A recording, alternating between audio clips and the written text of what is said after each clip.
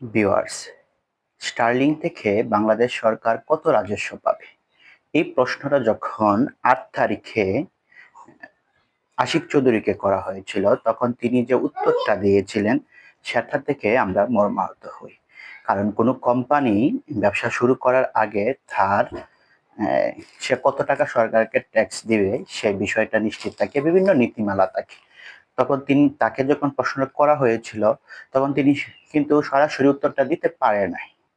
এর কারণ হচ্ছে এখনো মনে হয় স্টার্লিং বাংলাদেশ সরকার থেকে কত পার্সেন্ট ট্যাক্স পাবে এটা নির্ধারণ করা হয় নাই। তিনি যে উত্তরটা দিয়েছিলেন সেটা হচ্ছে সরকার থেকে স্টার্লিং থেকে ট্যাক্স পাবে, এটা তিনি নিশ্চিত করেছেন, কিন্তু কত পাবেন এটা এখনো নিশ্চিত করা হয় নাই। যদিও করা হয় নাই নাই কিন্তু যদি করা হয়ে থাকে এখনো সেটা পেশ করা হয় নাই। কিন্তু দ্রুত উচিত, স্টার্লিং যেহেতু একটা অনেক বড় কোম্পানি, বাংলাদেশ সরকার সেখান থেকে একটা ট্যাক্স পাবে, সেটা প্রেস করে দেওয়া। ধন্যবাদ ভিডিওটা দেখার জন্য। ভালো লাগলে চ্যানেলটা সাবস্ক্রাইব